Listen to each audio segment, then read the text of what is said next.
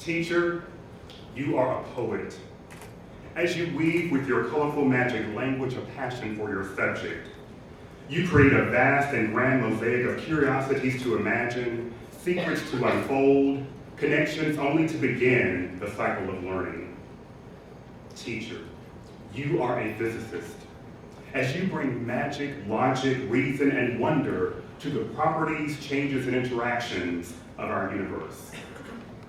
Teacher, you are a maestro, a master of composing, as you conduct and orchestrate individuals' thoughts and actions from discordant cacophony into harmonic resonance. Teacher, you are an architect, as you provide each student a solid foundation, but always with the vision of the magnificent structure that is about to emerge. Teacher, you are a gymnast, as you encourage the contortions and gyrations of thoughts and the flexing and the strengthening of ideas. Teacher, you are a diplomat and the ambassador of tact and sensitivity, as you facilitate productive, positive interactions among the multiplicity of personalities, cultures, beliefs, and ideals. Teacher, you are a philosopher, as your actions and ethics convey meaning and hope to young people who look to you for guidance and example. As you prepare for your first day and each day, when your students enter and you encounter their attitudes, ranging from eager, enthusiastic anticipation to sometimes uncomfortable, uncertain apathy, recall the powers you have within you, from poet to philosopher, and present yourself to those students as a person worthy of the noble title, teacher. Good morning. Good morning. Oh, thank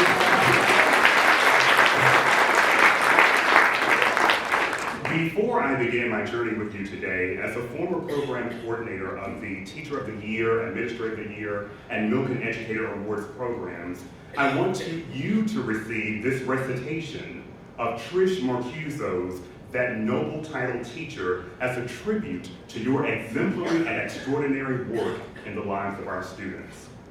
I would like each of you to join me in honoring you and your distinguished colleagues by extending a round of thunderous applause to express our sincere gratitude to all of you and the in-store collaborative work of which you are a part.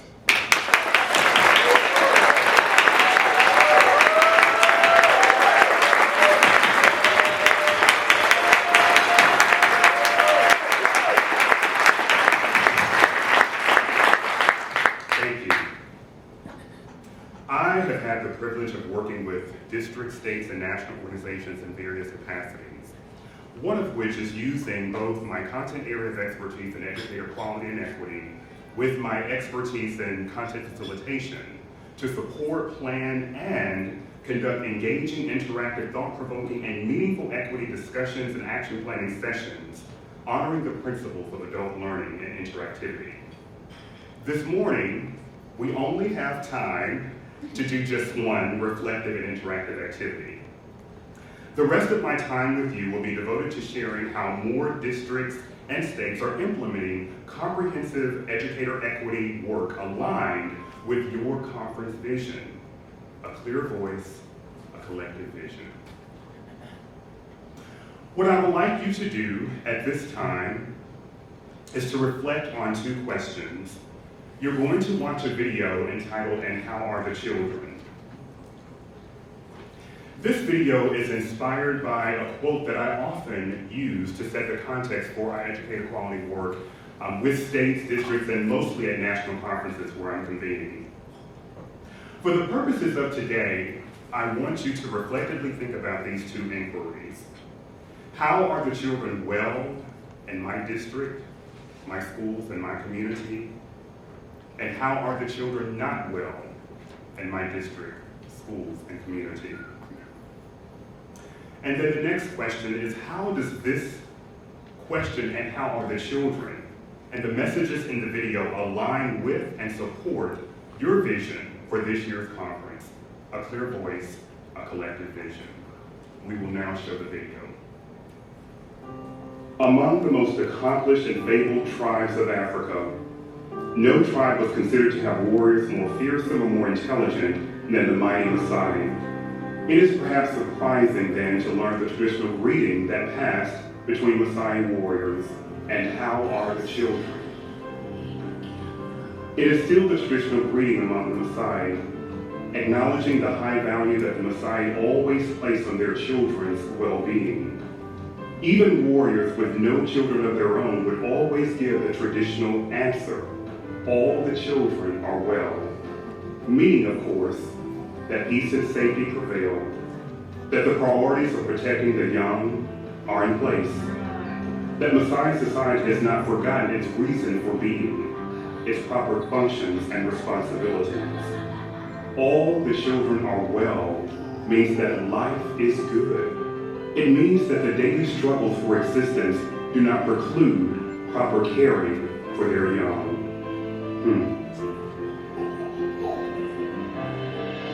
I wonder how it might affect our consciousness of our own children's welfare if in our culture we took to greeting each other with this daily question, and how are the children? I wonder if we heard that question and passed it along to each other a dozen times a day, if it would begin to make a difference in the reality of how the children are thought of or cared about in our own country. I wonder if every adult among us, parent and non-parent alike, felt an equal weight for the daily care and protection of all children in our communities, in our towns, in our states, and in our country. And I wonder if we could truly say without hesitation, the children are well. Yes, all the children are well.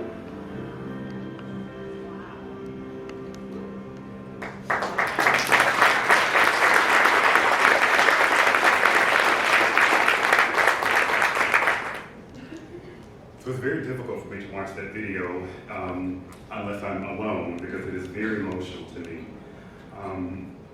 That was a very, very special message, and so what I'd like you to do is just take a few moments at your tables. I would like you to just discuss at your tables for just a few moments. Now, I have to put interactivity in all my presentations, so because I truly honor the principles of adult learning, but the rest of my time will be talking with and to you. But for just a moment at your tables, if you would just share your reflective thoughts around responses to those two inquiries. How are the children in your schools, districts, and community well, and how are they not well? And also, how does this video and this question, and how are the children align with your theme, a clear voice, a collective vision? I'm only going to give you just a few minutes and then I'll call you back. Enjoy.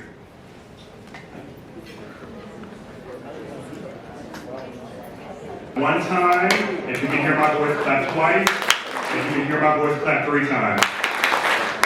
So, I do apologize. I know that elicits lots of really rich discussion among your tables.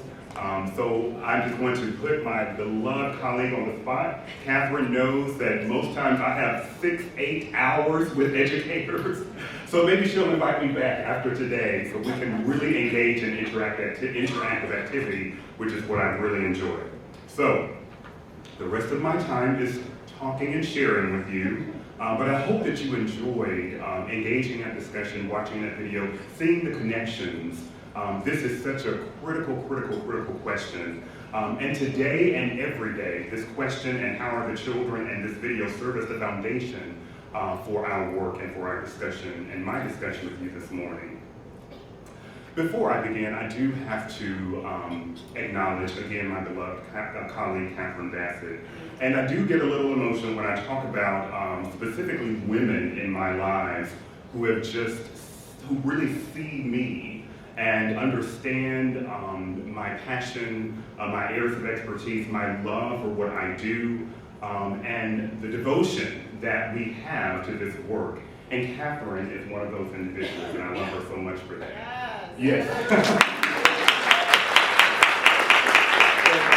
I want to thank her for believing in me and quietly watching me throughout the tenure of my career, when I was directing state offices and now that I'm at Westat, I'm just very thankful for her ongoing and continuous support. Thank you very much.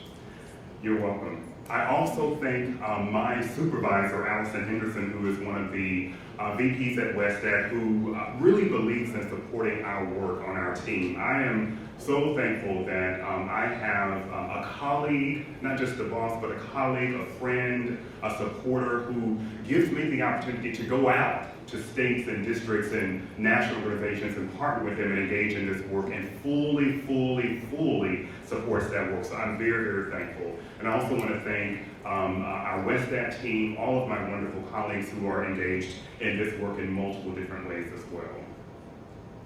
During my sharing time with you this morning, I want to do several things. I want to convey and share the significance of using comprehensive equity indicators to provide an equitable, supportive, differentiated, customized, and successful educational journey for students. I also want to share multiple approaches towards achieving equity with states, districts, and national organizations through a comprehensive lens.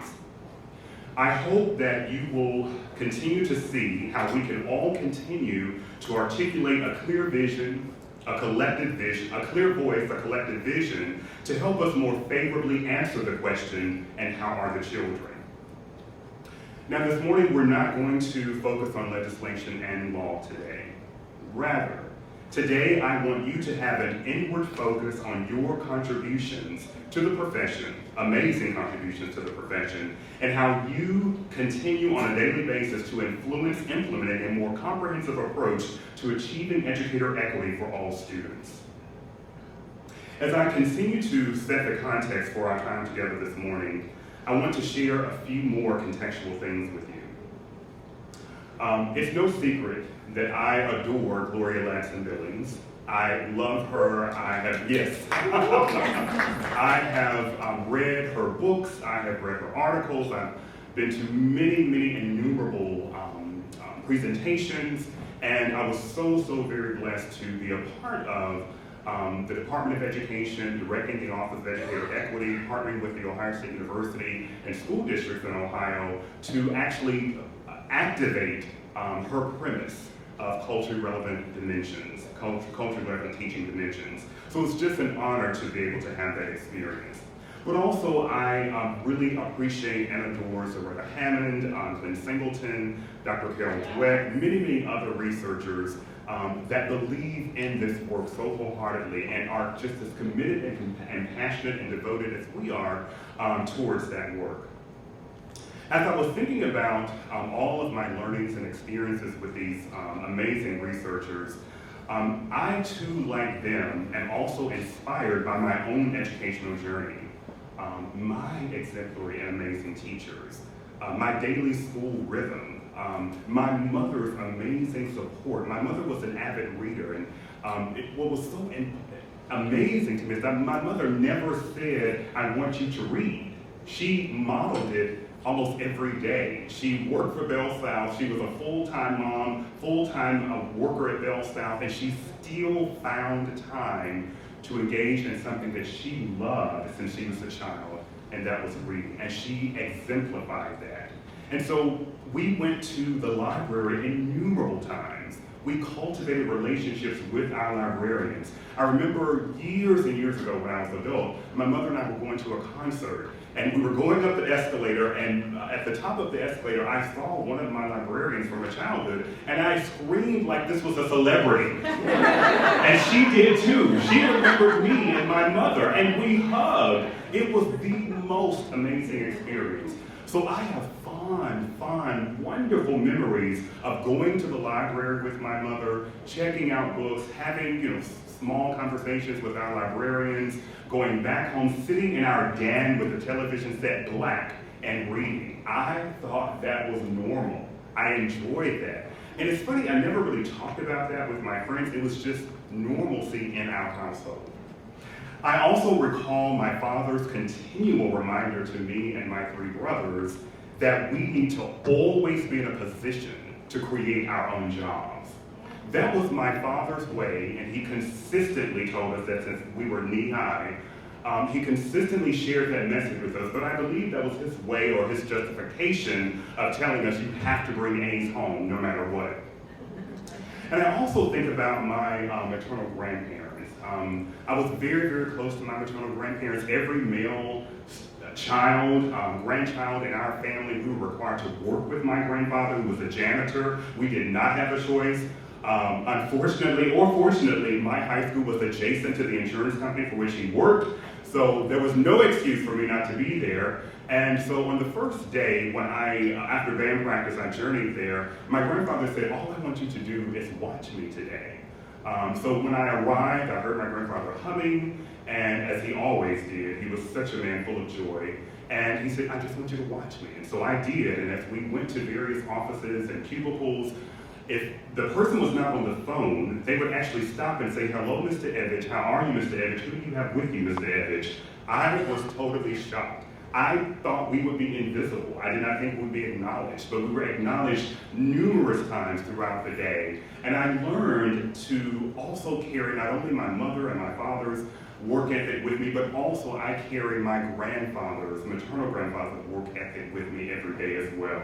I remember that he always said continuously, do good and good will follow you. So these remembrances, these memories, these experiences still follow me on a daily basis and influence, like these researchers, the decisions that I make in the lives of students and working with districts, states, and national organizations. I often use the phrase with my states and district partnerships, tell your compelling data story through narrative and data visualization. At this time, I want to transition, and we need to talk about some compelling data stories about the aspects of our educational system. This compelling data story is also important to set the context for our discussion this morning. The 2013-2014 Civil Rights Data Collection Report, called A First Look, Key Data Highlights on Equity and Opportunity Gaps in Our Nation's Public Schools, reported that there are over 95,000 schools serving over 50 million students. And as you can see here, this is our nationwide student demographics, the breakdown. When I looked at this, I thought about the teachers in these schools. We know that as student demographics become more and more diverse, as we can see here, in schools throughout our communities, there is a critical need to provide ongoing professional development in culture-relevant pedagogy, cultural responsiveness, a desperate need to embrace the funds of knowledge that students bring into the classroom and the multiple languages that they bring into the classroom, and a need for differentiated instruction to be informed by all of these things, particularly how students are smart, not how smart are you. There's a great distinction, and I learned very, very early in my career, thanks to Howard Garner, that we should always ask and discover more and more and more how students are smart, not how smart are you. Some more alarming and compelling data to set the context for my time with you this morning is discipline. As you can see in this slide, discipline disparities begin, unfortunately, early in these 95,000 schools. Black children represent 19% of enrollment, but they account for 47% of the preschool children who received one or more out-of-school suspensions in this academic school year 2013-2014. Alarming, frightening. Black preschoolers are 3.6 times more likely to be suspended than white preschoolers. This reveals so much information for us. The next slide, K-12 schools. In our K-12 schools, the data show that 18% of suspended students were African-American boys and 10% were Black girls. Both are twice as high as rates for white boys and white girls. Jeannie Oates. Jeannie Oates conducted an extensive study that she entitled Keeping Track, How Schools Structure Inequality. She examined 300 high school English and math classes. I'd like to share with you just for a moment some of her key findings. Curriculum content, instructional quality, and classroom climate varied substantially between different students. Data does not support ability grouping and placement decisions. Tracking actually widens achievement gaps, buys excellence for some students at the expense of equity for all, provides very different access to knowledge, learning opportunities, and environments. Now, in order for us to work towards more favorably answering the question, how are the children, we must focus on a comprehensive approach to this equity work to address and reverse these alarming data compelling stories. I'm sure many of you are familiar with this graphic. I am very hopeful that we will move to liberation. Absolutely. We've moved from equality to equity. I think we're in equity present day. But I was challenged by an amazing teacher and professor just recently. Now that I'm at WestAd, I have the opportunity to do a number of amazing things, again, as I said, and I'll be sharing with you states, districts, and national organizations. And we have these wonderful partnerships with them. And I also have the opportunity to audit classes. So I audited an instructional racism and institutional racism class. And this professor challenged my thinking around this. And one of our, it was a series of 6 classes on Saturday, and yes, I got up every Saturday morning, as you do anyway, and drove from Alexandria to Rockville to attend these amazing, thought-provoking, engaging classes on institutional instructional racism. I'm all about, as Catherine and all of us are, we're about continual learning. So I'm always continuing to learn, engage in professional development, to challenge my thinking, and to inform the work that I do. And so during one of these Saturday classes, she said, I hope that as we have moved from equality to equity, we will also one day move to liberation, where there's no criteria or barriers to participation. And really the key focus of her sharing time with us at that moment was this issue of tracking. I think that it is very important for us to remember this important message that we do want to eventually and very soon move from equity to liberation. And basically, it means we want curricula that supports how all students are smart, individualized instruction, growth mindsets, and ethical and inclusive practices. Now, in this class, we looked at each of these areas, and we continue to find evidence of institutional instructional racism, injustices. It's unbelievable. We studied and looked at school policies throughout the United States very meticulously, even about school attire and dress, and the words and the language continue to reek of institutional instructional racism. And so we still have more work to do, as we all know. You were engaged in that work, which is why I was so compelled and inspired to give you that tribute through that teacher poem. So we are continuing to join one another in disrupting these unfortunate things that are happening, but we're disrupting them, we're addressing them, we're directing them face on, and we're making a significant contribution to be better and do better. I advocate focusing on a comprehensive set of equity indicators, including teacher quality, but not solely teacher quality. This work is ongoing, as you can see. This is the graphic that is in the resource tool that I use to work with districts in customizing equity training and developing equity plans. But as you can see, when we engage in this work and in our partnership with the districts and states and national organizations, this is my vision.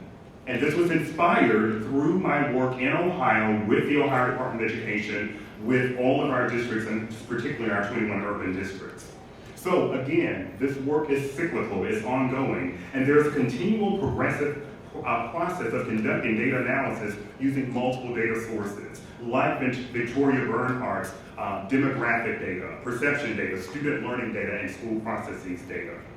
Designing well-developed equity plans, implementing these plans with fidelity, and with effective strategies aligned to ambitious performance measures to determine progress and eliminating gaps over time, and assessing progress to inform the refinement process to continue the work to more favorably answer the question and the critical foundation of our time today: and how are the children?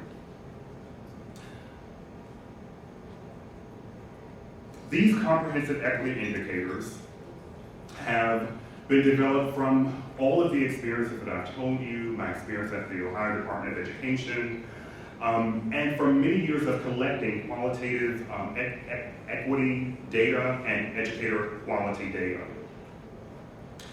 We've been collecting this data through a number of multiple discussions and partnerships with states, districts, and national organizations on the importance of examining and addressing equity gaps beyond teacher quality.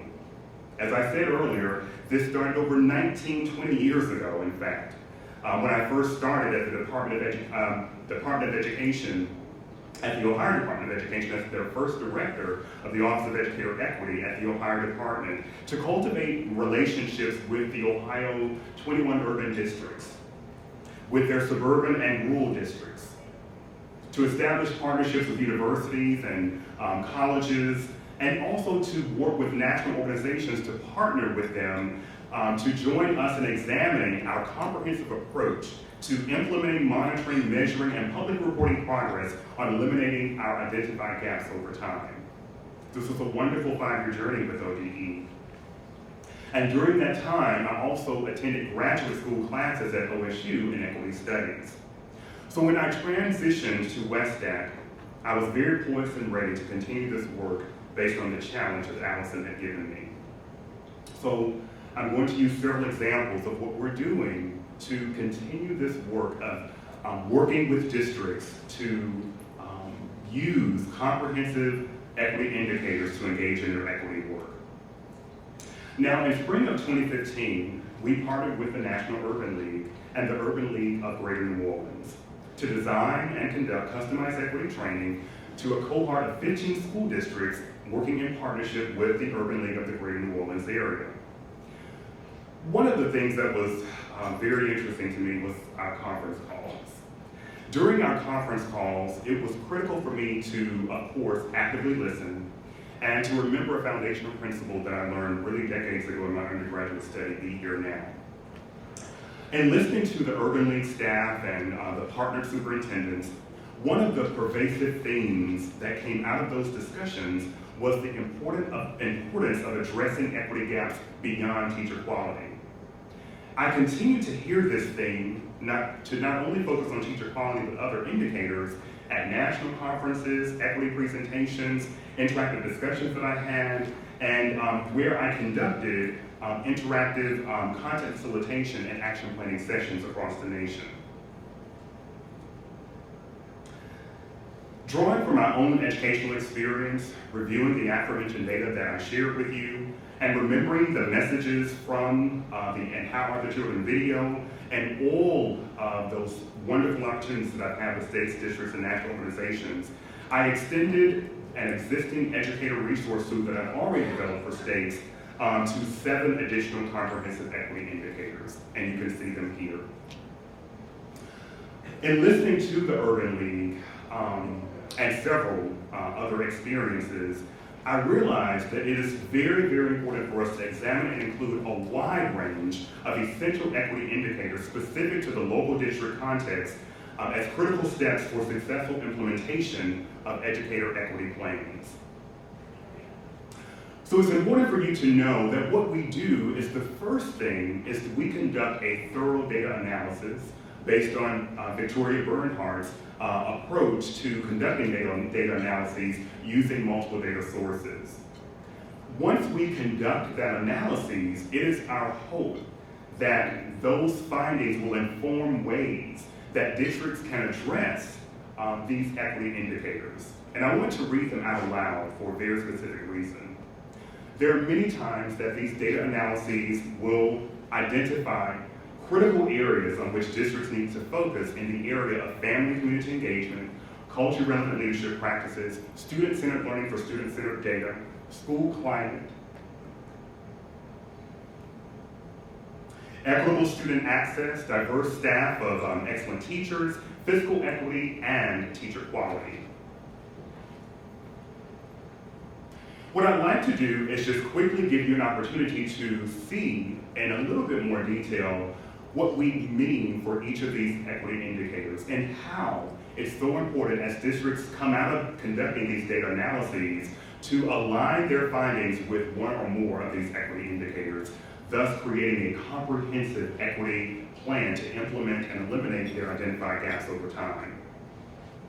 Family and community engagement.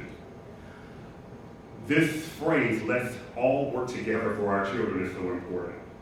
And I think that we all recognize the value and importance of cultivating ongoing relationships with families to ensure student success, and also to cultivate and establish ongoing relationships with colleges, universities, businesses, community organizations, local health and wellness, and mental and social service centers as well.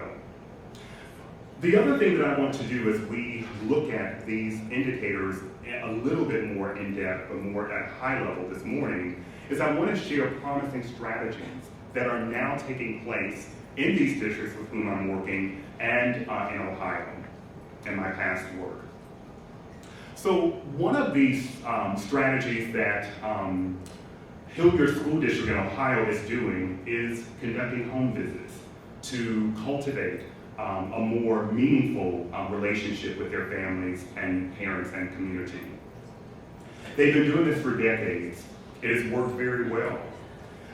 Hilliard City School District has a diversity coordinator who is working very diligently and maintaining these amazing home visits that they do on an annual basis. And it really has made significant differences in cultivating beautiful relationships with families and parents. One of the things that I'm also noticing is that schools are changing the look of certain aspects of their buildings by creating a safe and inviting space in their schools. There are some districts that I'm working with in Texas that are actually identifying a room in their school where they can meet and engage when they have meetings with parents and families and students. The traditional look is that the principal or the school leader is behind a desk. But unfortunately, these schools have chosen to remove the desk and create a discussion circle with chairs, with water, snacks, music playing in the background, a waterfall, and inviting those parents, students, and families when they meet with them into this welcoming atmosphere.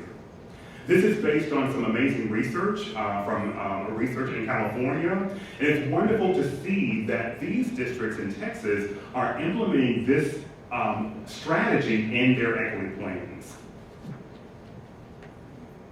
Culturally relevant teaching is just good teaching and leading, as Gloria Lasson-Billing continuously tells us. Culturally relevant leadership practices is critical. We know that. We know how important these practices are in our schools.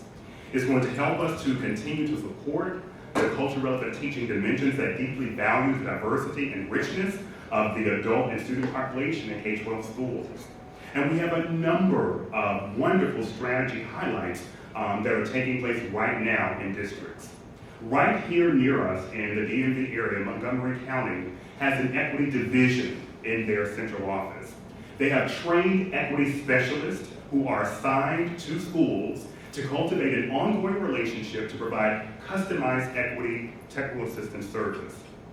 The Equity Division also conducts research-based and highly interactive, engaging, thought-provoking, and informative culturally relevant training for all of their staff, teachers, leaders, and other faculty and staff included.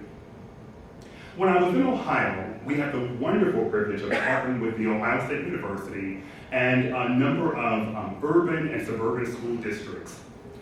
Ohio State University created these wonderful culturally relevant teaching modules. We were given the opportunity to review these modules based on Gloria Lasson-Billing's culturally relevant teaching dimensions. And we were able to review them through professional learning communities in these districts. Our charge was to give them constructive critical feedback on the draft of these CRT modules. And believe me, these districts did that extremely well. What was so powerful is that through this enhancement grant, the Teacher Quality Enhancement Grant, these districts were able to provide really meaningful constructive feedback to inform the redesign of these CRT modules.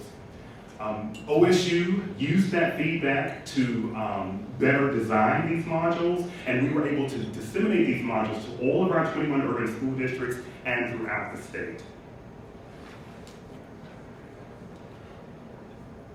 An intensive focus on student-centered data for student-centered learning, another equity indicator, keeping the main thing the main thing. We know that it is very important for us to review all kinds of data. And as you can see on this slide, we encourage all of our districts to engage in data analyses using all of these data. We have to explore, why do we have school suspension data that's so alarming, expulsion data that's so alarming, chronic absenteeism data that's so alarming. We have to address the root causes of high school dropout rates, low graduation rates, etc. Recently, I learned that students of color experienced over 291 racial microaggressions in schools within a 90-day period. This is very alarming. I offer this example because I believe that all schools should legitimize student voice and support them to be learners as well as teachers in their educational journey, and we need to address how these racial microaggressions can affect student achievement and learning, because they truly do. And we do have districts like Montgomery County addressing those issues. One of the other things that's a great strategy also from Hilliard City School District is that they, on an annual basis, conduct interactive student focus groups. These focus groups focus specifically on their curriculum. Teachers and students walk through the curriculum and they ask very specific focusing questions about all that the students will be learning during the academic year. Those students give them insight, recommendations, ways that they can better engage them and create interactive learning experiences for those students. And those teachers actively listen to that wonderful information and insightful information that those students share with them during those annual interactive focus groups, and embed that in their instructional journey with their students. School climate. We know that teaching and learning conditions matter. I do not have to share that with you. You're exemplary teachers and you know how important that is. But out of the data analysis, some of those findings revealed that many of our districts need to include this equity indicator as a critical focus in their equity plans. One of the beautiful examples of this is 16 Ohio school districts developed a partnership with national organizations, the Ohio Department of Education, my office, the Office of Educator Equity in Ohio, to establish a racial equity consortium. Very, very meaningful work. And what we did is we offered ongoing professional development series on anti-racist leadership practices and cultural responsive teaching using tools and resources such as Dr. Ray Terrell's cultural proficiency text, the public broadcast of Race, the Power of an Illusion documentary and resources, and Glenn Singleton's Courageous Conversations Around Race through these intensive training series. A critical focus during this time for us was looking inward. It was a critical principle for us as we engaged in this experience. Differentiated and customized learning opportunities, equitable student access. This is so very important. We know that unfortunately, as I said earlier, based on Jeannie Oakes' findings, that tracking is an issue in many of our schools, and it does prevent barriers to engaging student learning for all. And so there are some districts that have removed these tracking barriers by allowing all students to take advanced courses if they so desire without any type of prior approval, giving all students the opportunity to engage in interactive and engaging learning experiences. Oakes and other researchers have examined and captured case studies of districts that have also struggled and have also been successful in getting their school boards to eliminate these tracking policies.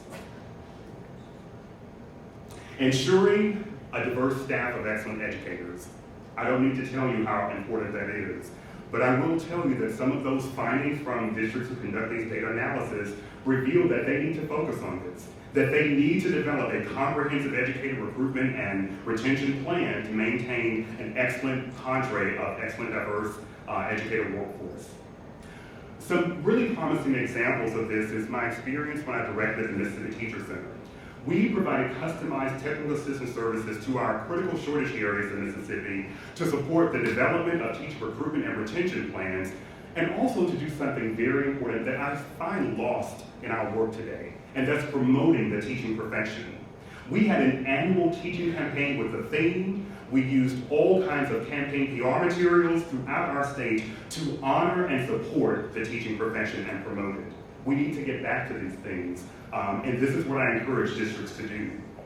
We're also seeing a return to establishing grow your own efforts by increasing our educator pipeline over time in school communities. More and more states are partnering with Educators Rising and finding the benefits of offering the Teacher Cadet program to students interested in teaching. Thank you. And finally, fiscal equity. This is also one of the final equity comprehensive equitators and indicators that we focus on. We know that fiscal equity, those data findings do reveal that we need to focus on this in some districts. And so one of the examples is that schools have definitely, in Ohio, used grant funds to allocate resources to high-need school districts to increase the number of exemplary teachers and providing ongoing support and mentoring to those teachers to retain them. And lastly but not least is teacher quality, and we know the importance of teacher quality. And I think that you know that all 50 states have these equity plans that they're using to implement teacher quality indicators this year and for years to come. It is my hope that as districts and states continue to develop and implement a comprehensive plan using these equity indicators informed by their data analyses, I am hopeful that their efforts and partnerships will result in eliminating the identified gaps over time to more faithfully answer the question and proclaim with evidence that yes, the children are well. I am committed to partnering with school districts and states and national organizations to support their equity work through these TA equity services, customized equity training, and to continue to conduct and facilitate engaging and interactive cross-state and in-state and national equity action planning sessions. There are over 7 billion people on this planet. Each one is very special, unique, original, and significant. All possess a genetic combination that codes them as distinct individuals whose fingerprints cannot be duplicated. There is no one like you now, nor will there ever be another. Each of us, regardless of the degree of melanin in human skin, which is the most insignificant part of who we are, we were conceived, produced by destiny, packaged with potential to live a meaningful, fulfilling life. Deep within each of us lies a seed of greatness waiting to be germinated. You have been endued with natural talents, gifts, desires, and dreams.